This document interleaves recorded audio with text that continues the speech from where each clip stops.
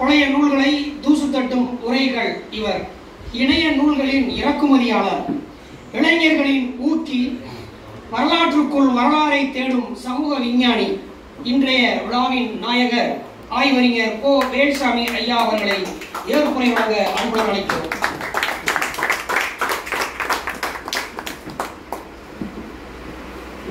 எல்லோருக்கும் வணக்கம். பயப்படாதீங்க, நிறைய பேர் மைக்கை தின்றுவாங்க. அப்படிலாம் நான் ஒன்றும் செய்ய மாட்டேன். நேரம் சென்னை எல்லாம் இருக்கிறனால எல்லாம் நிறைய பேசிட்டாங்க. எல்லாருக்கும் நான் ரொம்ப நன்றி சொல்லி ஆகணும். 1/2 மணி நேரம் அங்கங்க தூரமாக போனாங்க. சிறைக்கு வந்தாலும் கொஞ்சம் பயப்படுவாங்க. நேரம் ஆகிடும், பதறிட்டு இருப்பாங்க. நான் என்ன சொல்றேன், அவங்க காலில் விழாது. இன்னொன்னா டிராஃபிக் கொஞ்சம் கம்மியாக இருக்குங்கிறத விட மற்றபடி தூரம் எல்லாம் தொலைவிலிருந்து வர்றாங்களா. அதனால சென்னையில் அதுக்கு கொஞ்சம் முன்னேரத்தில் ஆரம்பிச்சு முன்னேரத்தில் காலையிலே நடத்துங்க அப்படின்னா காலையில் யாரும் வரமாட்டாங்க அப்படின்னு வாய்ப்பு சொன்னாங்க. காலையில் நடத்த இன்னும் 1 மணி நேரம் கூட நடத்துறோம். இப்போ நிறைய விஷயத்தை ரவிக்குமார் ஐயாவே சொல்லிட்டாங்க. முதல்ல எங்களுக்கு நன்றி. எனக்கு இந்த மாதிரி புத்தகம் இதான் முதல் நான் புத்தகங்கள் தான் எழுதி பல வருஷங்கள் ஆகுது. இது மாதிரி நடத்தணும்னு அவசியம் இருக்கு. நான் நினைச்சதே இல்லை. ஆனால் என் புத்தகம் இருக்கு 17 பதிப்பு வித்துருக்குது அப்படின்னு பணம் கொடுத்துருவாங்க. வெறும் இது இப்போ காலச்சோட பதிப்பாக எனக்கு 2 லட்ச ரூபாய்க்கு மேலே பணம் கொடுத்தாங்க. இப்போ பார்த்தீங்கன்னா இது ஒரு 3 மாதம் தான் வித்துருக்கு. கிட்டத்தட்ட ஒரு 70,000 ரூபா கொடுத்தாங்க NCBH. இவர் சொன்னாரு எல்லாம் வித்து போச்சுங்க, உங்களுக்கு பணம் ரெடியாக வச்சிருக்கு, ஒரு 5,000 ரூபா புத்தகம் 20,000 தான் போகுது அப்படின்னு. இந்த மாதிரி என்ன நெருமணியா கதை சொன்னா பொய்யாயிடும்ல. இந்த மாதிரி ஏன்னா சில பேர் 1 லட்சம் புத்தகம் வித்துருக்குமா, முதல்ல எவ்வளோ பணம் வந்து கேட்கணும். அப்படிதான் நியாயமா இருக்கு. இப்போ இதை அதை விடுங்க. இப்போ எனக்கு என்ன, இப்போ விக்னேஷ், லோகேஷ், கனகராஜ், நம்ம ரவிக்குமார், பேராசிரியர் சுஜா அம்மாங்களுக்கெல்லாம் முதல்ல நான் நன்றி சொல்லி ஆகணும். ஏன்னா இந்த புத்தகங்கள் எல்லாம் படிச்சுட்டு அதை பற்றி ஒரு அறிமுகப்படுத்துகிறாங்க.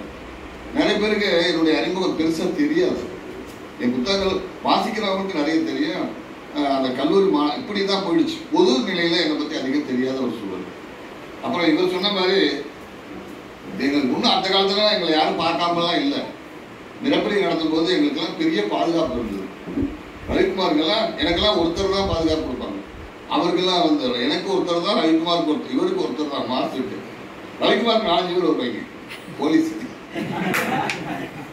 உண்மையில நான் எந்த ஊர் போனாலும் எனக்கு கூட வருவாங்க. எங்க வீட்டுக்கிட்ட நிற்பாங்க, என் கடைக்கிட்ட நிற்பாங்க.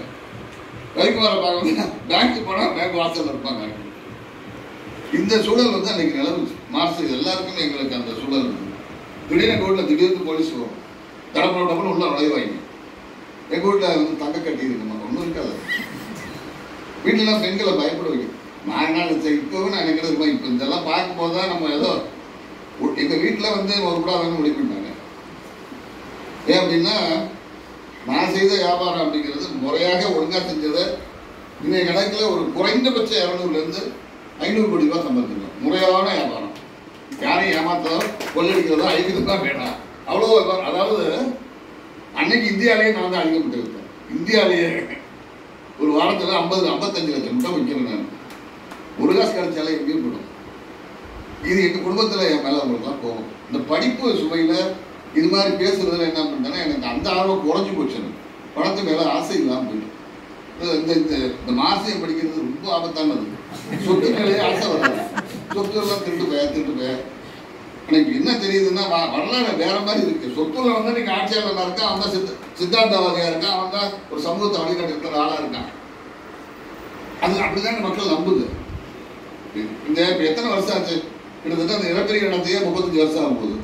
அதுக்கு வந்து நான்லாம் படிக்க ஆரம்பிச்சு 40-45 வருஷம் ஆகுது. அப்போ அதுக்கப்புறம் அந்த கட்டத்தில் சின்ன குழந்தைகளாக இருந்திருப்பீங்க நீங்க. இப்போதான் இந்த வேல்சாமிங்கிற ஆள் யாருன்னு தெரியுது. ஆனா ஒரு ஆளை சொன்னா இருந்தாங்க. ஒரு தடவை அழைச்சிட்டு போயிட்டாங்க போலீஸ். இதுக்கு ஏதோ ஒரு ஊர்ல வேற ஊர்ல கொண்டு விடுச்சுட்டு உன் மேல கேஸ் போட போறாங்க. நான் எனக்கு சம்மந்தம் இல்லை, எதுவும் தெரிய சம்மந்தம் இல்லை. நீ சும்மா இருக்க. இந்த மார்ஸ் ரவிக்குமார் அப்ப தெரியல. அந்த ஆளுக்கு மார்ஸோடலாம் சுத்தாத நல்ல ஆள் கிடையாது. இதை பத்திரிகை நடத்துறீங்களா? தப்பாலாம் நடத்தலைங்கய்யா. எல்லாம் நியாயமான விஷயம். ஜனநாயக ரீதியான விஷயங்களை ஜனங்களுக்கு ஒன்று விசாரித்தேன். தஞ்சாவூர் போகிற நல்ல பேர் புகழ்மா இருக்கேன். நிறைய பணம் வரும். எதிர்காலத்தில் பணத்தை தான் நம்ப போகிறாங்க. நான் ரிட்டையர்ட் ஆக போகிறேன். ஐயங்கார் நீ இந்த 2 கேஸில் ஒரு கேஸில் மாட்டி விட்டு அதோட உன் வாழ்க்கை முடிஞ்சுது. மரியாதையே போய் நீ நல்லா தமிழ் படிச்சிருக்கீங்கள, ஓகே சார் நல்லா பற்றி எழுதியா, அந்த புத்தகம் வரட்டா. தேவையில்லாமல் வேலைகளை பார்த்துக்கிட்டு புரட்சியா தான் இதான் இதெல்லாம் வேணுமா உங்களுக்கு அப்படின்னாரு. வெளியில் வந்தோம்னா மாசம் அவன் வேணாரு. வெளியில் வந்தோம்னா நம்ம புரட்சியெல்லாம் ரொம்ப தடுக்கலாரு. நான் நினச்சிக்கிட்டு வரேன் வந்து சொல்கிறேன், புரட்சியான செல்வம் ஒரு காலியாக வாங்கலைன்னா அப்போ மண்டையில் ஏறல. யார் பார்த்தா ஏதோ கொஞ்சம் பேர் படிச்சிருக்காங்க நெருப்பணிகள்லாம். அந்த காலகட்டத்தில் அன்னைக்கே நடிகர்கள் சொல்கிறதான் கேட்டால் இன்னைக்கும் அவங்க சொல்கிறதா கேட்க போனால் நாளைக்கும் அவங்க சொல்கிறதா கேட்பாங்க. இது மாதிரி ஆள் கொஞ்சோண்டு இருக்கும். என்னன்னா நாங்கள் எல்லாமே நாசமாக போல கொஞ்சம் பேர் மனசுலாம் இருக்கோம் அப்படின்னு சொல்கிறது தான். ஏன் இப்போ நாட்டில் இந்த ஜாலி இருக்குல்ல கொஞ்சம் நெஞ்சம் பேரா ஏற்கிற எதுக்குதான் ஜாலியாக வச்சுன்னு கேட்க வேண்டியதானே. சாதியை அந்த காலத்தில் கேட்டுருக்கலாம்ல. இப்போ இன்னும் சொல்ல போனால் பிரிட்டிஷ் அரசாங்கத்தில் நிறைய பேர் வந்து வீரர்களை வந்து தலித்துகள் தான் இருந்திருக்காங்க. பழைய குறிப்புகள்லாம் தெரியுமா, எங்களுக்கு பயிற்சி மட்டும் கொடுங்க, எங்கள் எல்லா பேரையும் உடனே சொல்கிறோம். இப்படி சிறு குறிப்புகள்லாம் இருக்கும், வெள்ளக்காரன் எழுதியிருக்கான். எனக்கு இங்கே எல்லாமே அவன் நீயாவது வீட்டுக்குள்ள விடுற அடுப்படி வரைக்கும் வர முடியுது, இவன் தெருவிலையும் நடமாட விட மாட்டேங்கிறான். இப்படி எழுதுன இடங்கள்லாம் இருக்குது. இப்போ ஒரு பிளவுண்ட சமூகம் அது உருப்படவே இல்லை. கோயில் எல்லாம் கட்டுவாரா, அப்புறம் கோயிலுக்கு விட மாட்டாங்க. ஏன்டா அப்படி பண்ணுறீங்கன்னு கேட்கலாமா இல்லையா? இப்போ என்னடானா அப்படி ஒன்று இல்லவே இல்லை. சோழர் காலத்தில் பல்லவர் பறையெல்லாம் கிடையாது, காட்டு பொருள் கிடையாது. ஏன்டா இப்படி சொல்றியா? அப்போ நந்தனார் கதையெல்லாம் என்ன? கல்வெட்டுக்கெல்லாம் இருக்க, தனியாக சுடுகாடு வச்சுருக்கா, தனியாக எல்லாமே தனித்தனியில் இருந்துகிட்டே இருக்கு. எதுக்கு கதை சொல்றீங்கன்னா நாம் தமிழரா? நாம் தமிழரா என்ன செய்யணும்? முதல்ல ஜாதியை ஒழிச்சுக்கிறா நாம் தமிழர். நாம் தமிழர் தான். சாதியை ஒழிச்சுட்டாங்கன்னா நாம் தமிழர் தான். சாதியை ஒழிக்காம நாம் தமிழர் என்ன அர்த்தம்? ஹோட்டலில் இருக்க தமிழர் தான். இதெல்லாம் நான் அதெல்லாம் வருத்தமாகுது. ஒரு பக்கம் பார்த்தா ஆனால் அது கொஞ்சம் நம்ம செஞ்ச வேலை ஒருபடி தான் அப்படின்னு தெரியுது. தமிழ்நாட்டில் புத்தகங்கள் வித்துருக்கு, அப்புறம் கூட்டம் வந்து பேசுகிறாங்க. இப்போ ரவிக்குமார்லாம் அவங்க அறிமுகப்படுத்தும் போது என்ன தான் கொஞ்சம் வித்தியாசமாக போட்டிருக்கேன் அப்படின்னு நினைப்பு இதெல்லாம் தோணுது. இந்த ஆளுகிட்டே ஏதாவது 2 விஷயத்தை கேட்டுக்கலாங்கிற எண்ணமும் உங்களுக்கு வந்துகிட்டு இருக்கு. இதெல்லாம் பார்க்கும்போது என்ன சொல்றதுன்னா, காசு மட்டும் வச்சுதான் நான் இப்போ நாமக்கல்லையே எனக்கு தெரிஞ்சு இப்போ ஒரு மாதத்துக்குள்ள ஒரு 200 கோடி 300 கோடி வச்சிருந்த ஒரு 4-5 பேர் செத்துட்டாங்க வயசாகி. ஆனால் யாருக்கும் நமக்கு தெரியாது. அங்கே தெரியும் கல்லூரிகள், மிகப்பெரிய கோழி பண்ணைகள், இப்போ ஏராளமான லாரினாலும் இருக்கும். 300 லாரி, 500 லாரி, 1000 லாரி இப்படி வச்சுருப்பாங்க. இது மாதிரி ஆட்கள் இறந்து போன பிறகு யாருன்னு தெரியல. ஆனால் இதே தெரிஞ்சிருக்கு. இந்த மாதிரிலாம் ஓரளவு இவன் உறுதியானவன் சரி. அப்போ வாழ்வதின் அர்த்தம், வாழ்க்கையினுடைய அர்த்தம் என்ன அப்படின்னு பார்த்தா பணம் மட்டும் அல்ல, நம்ம குடும்பத்துக்கு மட்டுமல்ல, நம்ம காலத்தில் வாழ்ந்தவர்களோட நம்ம மனசு நிற்கணும். அந்த மாதிரி வேலைகள் செஞ்சாலும் அது அர்த்தமுள்ளதாக இருக்க முடியும். ஓரளவு புரியுது.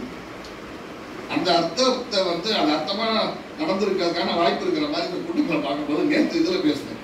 உலக தமிழ் ஆராய்ச்சி நிறுவனத்தில் அதான் முதல் பேஜா தமிழ்நாடு கவர்மெண்ட் வந்து கிட்டத்தட்ட இந்தியா பூரா இருக்கிற மாணவர்களை ஒருங்கிணைத்து கிட்டத்தட்ட 1200 மாணவர்கள் பார்க்குறாங்க. நான் பேசுகிறேன் கிட்டத்தட்ட தொல்காப்பியம் பற்றி பேசுகிறேன்.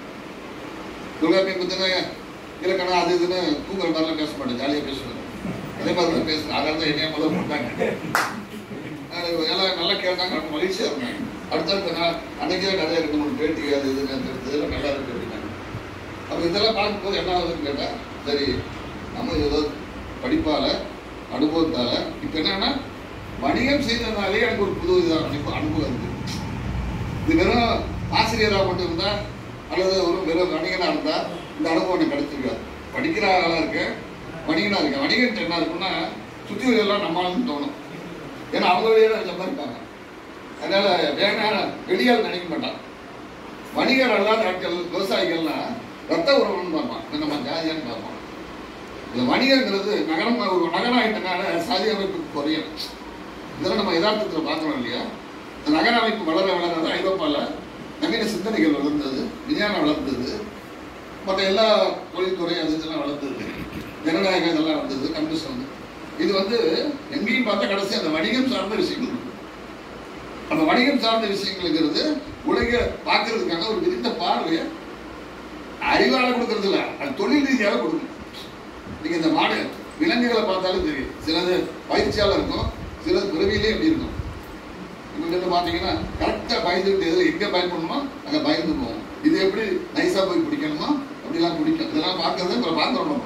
ஏன்னா இப்போல்லாம் முடியுது, நவீனமாக இது பண்ணுறதுனால எவ்வளோ பயங்கரமான கிட்ட பார்க்க முடியுது. அந்த உணர்வுகள்லாம் பார்த்து புரிஞ்சிக்க வாய்ப்பு நமக்கு நிறைய கிடைக்குது.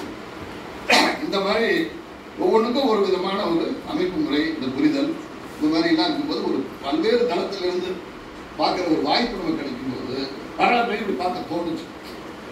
அப்போதான் இந்த மாதிரி விஷயங்கள்லாம் ஏன் மற்றவங்க இப்படி பார்க்குறாங்க, நம்ம இந்த மாதிரி சொல்லணும் அப்படின்னு தோணுச்சு, சொல்ல ஆரம்பித்தேன். பரவாயில்ல, ஏதோ பிரயோஜனமாக இருக்குன்னு தான் தெரியுது. அதனால் இவ்வளோ நேரம் நீங்கள் கேட்டுட்டு இருந்தீங்க. இதுக்கு மேலேயும் நான் பேசுகிறேன். நான் பேச ஆரம்பித்தேன், எனக்கு நேரமே தெரியாது. நம்ம அவட பேசிட்டே இருக்கோம். அவங்க சொல்லுவாங்க காலையில் இதில் இந்த டிவியில் பேச மாட்டாங்க, கலைஞர் டிவியில் 1/2 மணி நேரம் பேசுங்க. நான் பேசி முடித்தா 2 மணி நேரம் கிடச்சிடாது. நான் 1/2 மணி நேரம் தான் எடுத்துக்கணும்னு சொல்லிட்டு இருந்தாங்க. இது எல்லாமே முக்கியமாக இருக்குது, ஒரு 2-3 எபிசோடாக போட்டுக்கணும், நல்லா பேசுறது. அது நல்லா தானே எப்படி முடிவு பண்ணிங்கன்னா இதெல்லாம் எடுக்கிறாங்கல்ல அந்த பையங்க, அவன் நல்லா இருக்குன்னு போது தான் அவங்களுக்கு அதை பற்றி தெரியாது இல்லை. அவங்களே ஜாலியாக இருந்தோன்னே அப்போ பொதுமக்கள் மத்தியிலே இது போக வேண்டிய விஷயம் அப்படின்ட்டு 2-3 எபிசோடாக கொடுக்குறோம், ரிவ்யூ கொடுக்கணும்.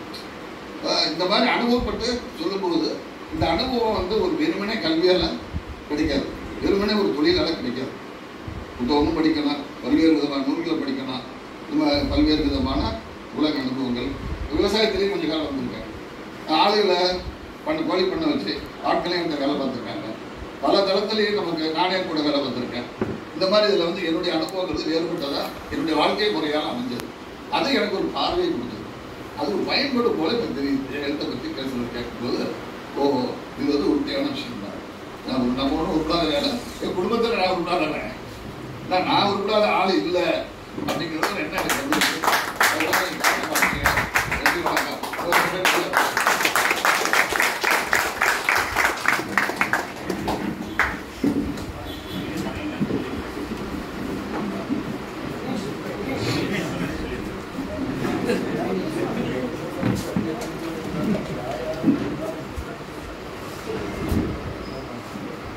நிறைவாக நன்றி உரை. வந்திருக்கக்கூடிய நாடாளுமன்ற உறுப்பினர், ஆய்வாளர்கள் மற்றும் அனைவருக்கும் என்னுடைய நெஞ்சார்ந்த நன்றியை தெரிவித்துக் கொள்கிறேன். வணக்கம்.